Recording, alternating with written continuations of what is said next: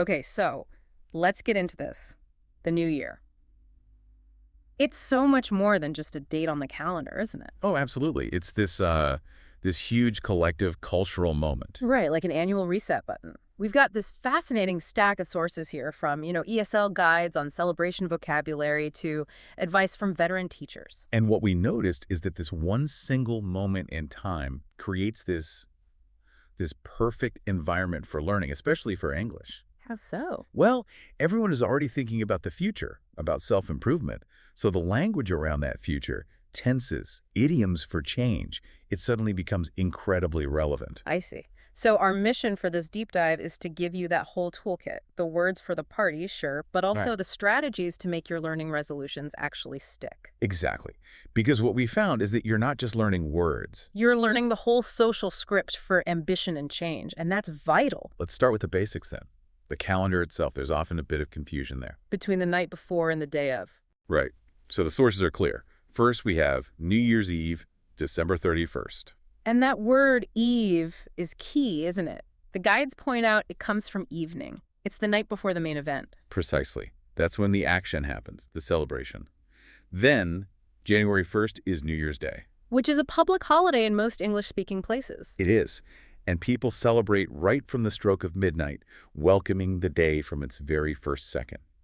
The verb for all of this, of course, is to celebrate. And the absolute peak of that celebration has to be the counting down to the new year. Oh, for sure. That collective ritual where everyone's shouting the numbers backward from 10. And here's a great little language point for you from the sources. The difference between the verb to count down and the noun, a countdown.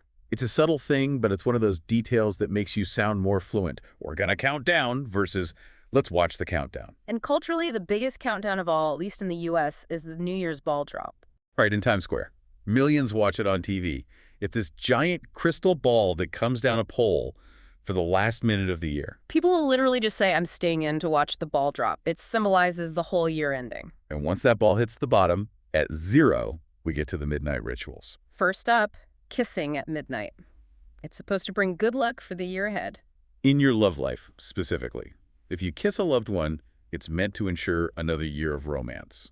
But the sources point out something interesting here. It's so ingrained that if you're not with a partner, sometimes people will just kiss anyone who's nearby. Yeah, it's a social pressure, right? Gotcha. To avoid the bad luck of not kissing someone. It's a bit of a strange superstition when you think about it. Okay, moving on to the essential party supplies. Drinks and toasting. And the classic drink is champagne, or you'll hear it called a glass of bubbly. Bubbly. I like that. It's a bit more casual. Very much so. And once you have your glass, you to toast, or you make a toast. You raise your glass and say something positive. Usually just cheers. Or, to be more specific, cheers to the brand new year. Wishing everyone health and happiness. I found a great linguistic insight in the material on that structure. Cheers to X. It's such a useful template in English. Oh, absolutely. You can use it for anything. Cheers to your new job, cheers to your family. It's a simple social formula you can just plug things into. And the ritual itself, the toast, is said to bring good luck because it engages all 5 senses. Right, you see the glasses, you hear the clink, you smell and taste the drink. And you feel the glass in your hand. It's a fully immersive moment of celebration. Okay, so beyond the drinks, there's the whole atmosphere of spectacular displays and partying. The air is just electric, buzzing. You see huge public fireworks displays. Like over the London Eye or Sydney Harbor, but also just smaller ones in neighborhoods. And then you have the party decorations, the confetti, and balloons. So linguistically, what are the key verbs here? Well, the host will throw a party. The guests might dance the night away. And the main goal for everyone is to ring in the new year. That's a great phrase. It comes from the old tradition of ringing church bells to announce the start of the new year. It really captures that feeling of noise and excitement, doesn't it? It does. But of course, there's always the morning after. The inevitable consequence. Hangover. Right. The guides were very direct about this. You might hear someone say, I'm just going to be nursing a hangover all day on the 1st. Which just means trying to recover. Now, this is all great vocabulary for a typical Western celebration, but to really connect with people, you need to know about the global traditions. Yes, because this is a truly global event, and the customs are so varied and fascinating, Let's start with Scotland. They call it Hogmanay. which is a huge deal there. People exchange gifts, they light bonfires, and everyone sings Old Lang Syne. Which means for old time's sake. Exactly. But the funny detail from the sources is that almost nobody knows the actual words. Right. They just sort of hum along for the verse and then belt out the chorus. It's more about the shared feeling than the lyrics. And in Scotland, you also have the tradition of first footing. This one is amazing. The first person to enter your house after midnight is set to determine your luck for the whole year. And traditionally, it should be a dark-haired man carrying things like coal for warmth and wealth. So specific. Okay, let's head to Spain. The tradition of the 12 grapes. This is a classic. You have to try and eat one grape for each of the 12 chimes of the clock at midnight. One for each month of the year for good luck. I've seen videos of this. It looks incredibly difficult. It's chaotic. And then in Mexico, you have Año Viejo, the old year. This involves burning dolls or effigies, right? Often stuffed with firecrackers. Yes, it's a symbolic act of leaving the old year and all his problems behind. Yeah. You're literally burning away the bad stuff to get a clean start. A bit dangerous, maybe, but I can see how that would feel very cathartic. It's a powerful ritual. And finally, let's mention Russia. They have Father Frost, who's a bit like Santa Claus. And they decorate a New Year tree. The sources say it's often a much bigger holiday than Christmas is in Russia. It is. And knowing these different traditions is just so important for having richer conversations with people from around the world. All right, so that's the party. Now let's shift from the celebration to the personal side of things. This is where the real work begins. This is the language of change. And it starts with reflection on the past. Just thinking deeply about the last 12 months, what worked, what didn't. We often use the phrase looking back. And you'll see media companies do a year in review, a summary of all the big events. And a great way to practice this, from the ESL guides, is to ask yourself about your best memory from the past year. Or one goal you actually met. Focusing on the positive gives you momentum. And that momentum carries you into welcoming the future. There's this feeling of anticipation. Excitement for a fresh start, for new opportunities, or what we might call future aspirations. So the language here can be really metaphorical and beautiful, like, let the next adventure begin. I love that one. It frames the year as a journey, or the simpler hope for things to stay good. Same time next year. And at the heart of all this future talk, we have New Year's resolutions. The classic promise you make to yourself to do something better or stop doing something bad. A conscious decision to change. But the material points out a really interesting trend. People are starting to move away from that word, resolution. Yes. You hear more about setting a New Year's intention or choosing a word of the year. Why do you think that is? Well, I think an intention feels less strict. It's more of a guiding principle. If your word for the year is growth, for example, you can achieve that in many different ways. So it's more forgiving. If you fail at one specific thing, you haven't failed at growth. Exactly. It's a psychological shift. Now let's get into the really fun stuff. The idioms. The idioms for a fresh start. The most common one has to be to turn over a new leaf. It's perfect. It literally suggests turning to a fresh, clean page in the book of your life. We also have fresh start or blank slate. Both of those imply starting completely new, without any of the old baggage. Very powerful metaphors for renewal. Similar to turn the page, which is about leaving the past behind and moving forward. And then there's the really emphatic one, out with the old, in with the new. That one implies you're actively getting rid of old habits. Or, if you really messed up last year, you might say you're going to start from scratch. Meaning you're going back to the very beginning, step one, with a whole new approach. Right. But having these great aspirations is one thing. You need the language for the hard work that follows. Idioms for effort and resilience. To get going, you put your best foot forward. You try your absolute hardest right from the start. And then, to keep going, you have to stick to it. You don't give up. To begin the process, we say, you get the ball rolling. And if you start with a ton of energy and enthusiasm right away, you hit the ground running. A great one for starting a new job. Then, when things get tough, you have to keep your chin up. Stay positive. And remember that practice makes perfect. And sometimes, you just have to do the really difficult thing you've been avoiding. That's when you bite the bullet. Like forcing yourself to practice speaking with a native, even if you feel embarrassed about your mistakes. Precisely. You endure that short-term discomfort for the long-term gain. The sources also gave some really useful vocabulary for the most common resolution categories. Health is always number one. Oh, yeah. You hear phrases like lose weight, get in shape, or the more informal shed a few pounds. The verb we often use is to work out. I'm going to work out 3 times a week. For diet, it's cut down on junk food or eat in moderation. And for bad habits, you might want to drink less or quit smoking. Or idiomatically, to kick the smoking habit. And the one everyone promises but nobody does, floss every day. Guilty. Okay, next up, finances and organization. Here you've got goals like save up for a big trip or to get out of debt. To pay off debt like student loans and the daily battle. To stick to a budget.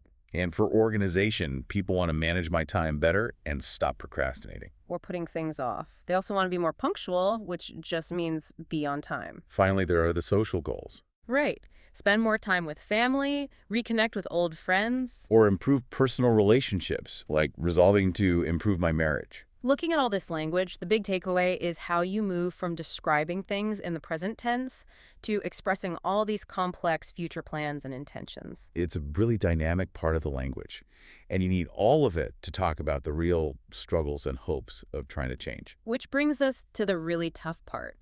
We've all made these promises in January. And we've all felt that crushing disappointment in February or March when it all falls apart. The challenge of self-discipline. It's the #1 reason resolutions fail. And the sources are really clear on this. You, the learner, are responsible for your own success. Maybe 50%, maybe even 80% of it. It's that old saying, isn't it? You can lead a horse to water, but you can't make it drink. Exactly. We can give you the tools, but you have to be the one to use them. So let's talk about the failure traps. Trap 1. It's boring or unenjoyable. This is huge. If your learning feels like a chore, like homework you have to do, you will quit. It has to be something you actually enjoy. The guides had a great analogy. It's like hating the gym versus loving to play football. Right. With football, the exercise is just a consequence of having fun. Your language learning has to feel like that. Find content you look forward to, something you can get addicted to. Not something you feel obligated to do. Okay, trap 2. The goal is too ambitious or vague. This is the I will become fluent in 6 months problem. It's so big and unrealistic that it's demotivating. So this is where the SMART framework comes in. Specific, measurable, achievable, relevant, and time-bound. It's used in business all the time, but it's perfect for language learning. The big, vague goal gives you motivation, but the SMART goal gives you a map. A map. I like that. So the solution is to make your resolution an action, not just a result. Exactly. Not, I will improve my vocabulary, but I will read 1 graphic novel a week and write down 10 new words. Or not, I'll improve my accent, but I'll do 10 minutes of shadowing every single day. You can track that. You know if you've succeeded or failed on any given day, and that gives you a sense of control and accomplishment. Okay, trap 3. Inconvenience and lack of routine. This is when real life kicks in. January is quiet, but by March, you're busy, you're tired, and that 2-hour study block you planned just disappears. So the learning has to be convenient. It has to fit into the life you already have. This is why podcasts are so powerful. They just arrive on your phone. You can listen while you're commuting or washing the dishes. It's never inconvenient. Trap 4. Perfectionism and the negative spiral. Ah, yes. The belief that if it's not perfect, it's a failure. Learning a language is hard, and you will make mistakes.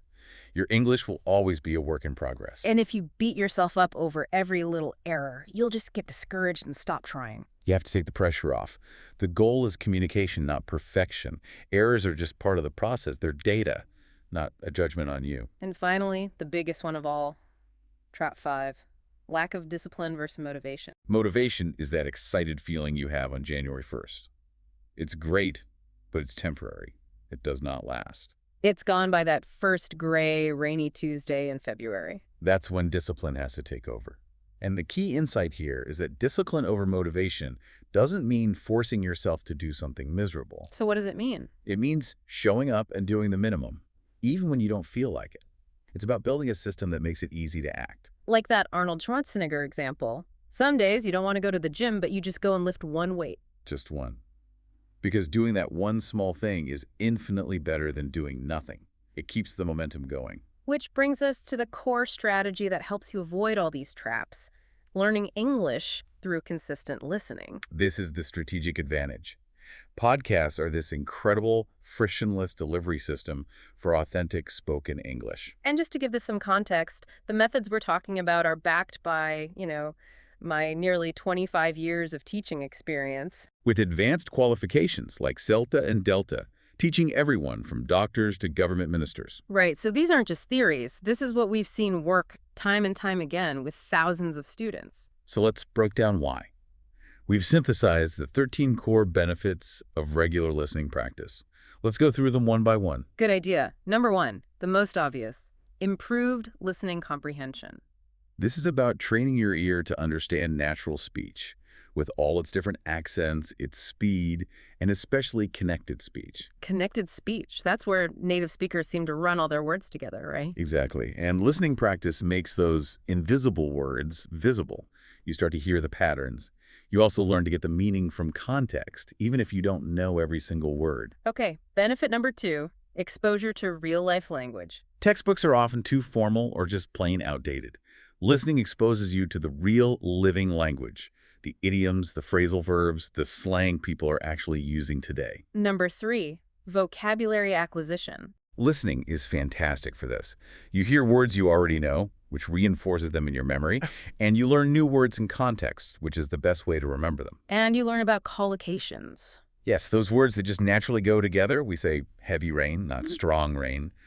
You absorb these natural pairings through listening. Which leads right into benefit four, improved pronunciation. Listening gives you a model to copy. You start to internalize the natural rhythm, the intonation, the sentence stress. And sentence stress is so important for meaning. Stressing a different word can change the entire meaning of a sentence. But it's almost impossible to learn that from a book. You have to hear it. Number five is about grammar. Better grammar awareness. When you listen for hundreds of hours, you're constantly exposed to correct grammar in context. You start to get an instinct for what sounds right. It's like the tennis analogy you mentioned. You learn by watching and playing, not just by studying the physics. Exactly. It builds an instinct, which is much faster and more effective than trying to remember a rule every time you speak. Number six, cultural understanding. You pick up on so much more than just language. You learn about humor, social norms, how to be polite, how to disagree, all the unwritten rules of a culture. Benefit number seven, increased fluency. Immersing yourself in the sound of English helps you start to think in English. It leaves an imprint on your brain so you can process and produce the language faster. You don't have that delay while you translate in your head. Precisely. Number eight, engagement and motivation. This goes back to avoiding the boredom trap. If you find content you love, you'll keep coming back. And as you listen more, you notice yourself understanding more, and that feeling of progress is incredibly motivating. It's a positive feedback loop. Benefit nine, improved speaking skills. This might sound counterintuitive, but listening is one of the best ways to improve your speaking. Because it gives you a model for conversation, for turn-taking, for how to respond appropriately. You're learning the social dynamics of a real conversation.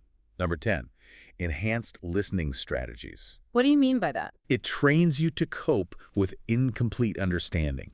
You learn not to panic when you miss a word.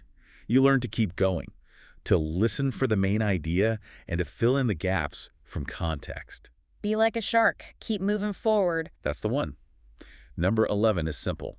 Preparation for real-life situations. It just builds confidence. You're simulating real-world listening, so when you face it for real, it's not so scary. It's a total no-brainer for building practical confidence. 12, accessibility and flexibility. This is the magic of the podcast format. You can do it anywhere, anytime. While you're driving, exercising, cooking, it slots into the dead time in your day. This is how you beat the inconvenience trap. And finally, number 13, cognitive benefits. Just listening and trying to understand for an extended period is a great workout for your brain. It improves your memory and your concentration. It builds your mental stamina for focus. It really does. So listening is incredibly powerful. But to really speed things up, you need to move from passive to active. From just absorbing the information to actively engaging with it. You have to force yourself to move from receptive practice listening and reading to productive practice, speaking and writing. That's where the magic happens. And a great way to build this into your life is with habit stacking. We touched on this. It's the idea of attaching your new English habit to something you already do automatically. Like, you only let yourself listen to the podcast while you're making your morning coffee. Exactly. The coffee is the trigger. It makes the new habit feel effortless because it's part of an existing routine. Okay, so let's get into the specifics. The Active Practice Toolkit. First up, simple repetition. Listen to a tough section a few times. Don't be afraid to use that 15-second skip back button. Zero in on what you don't understand. Next, shadowing. This is where you repeat what you hear just after the speaker, like an echo. This is maybe the single best exercise for your pronunciation, rhythm, and intonation. It feels weird at first, but it works. Then there's dictation practice. A classic. You listen and write down exactly what you hear. Then you check it against the transcript. This forges a powerful link between the sound of a word and how it's spelled. For new words, note-taking is key. But don't just write the word. Write it in a sentence with context. Then use a spaced repetition system, like Anki flashcards, to move it into your long-term memory. Once you've understood an episode, try summarizing. In your own words, either spoken or written. This is a real test of your comprehension, and it forces you to produce the language. And, of course, use all the resources available to you. Transcripts, vocabulary lists, quizzes, they're all there to structure your learning and help you make progress faster. And we have to mention the new tools, leveraging AI. Platforms like ChatGPT are amazing for this. You can practice chatting, get instant error correction, all without the fear of being judged by a person. It removes that psychological barrier to just trying things out. It really does. Finally, to make sure you stick with it, you need commitment and measurement. Keep a diary, maybe an LEP diary, as one teacher calls it. Write a few sentences about your day, trying to use a new word or phrase you learned. It's amazing how those few lines add up over a year. You can look back and see a clear record of your progress. And another great way to measure is to periodically revisit older episodes. You'll be amazed at how much more you understand. It's the ultimate proof that you're improving. Because at the end of the day, it's all about what you can do with the language, not just what you know. So if we tie this all together, the ultimate goal of turning over a new leaf isn't to become perfect overnight. Not at all. Your English is always going to be a work in progress. The real goal is to learn to enjoy the process and celebrate those small wins along the way. So what does this all mean for you this new year? Well, the most successful resolution isn't some huge, intimidating goal. It's the simple, manageable discipline of just showing up every day, even for a few minutes. Especially on those gray, miserable days in February.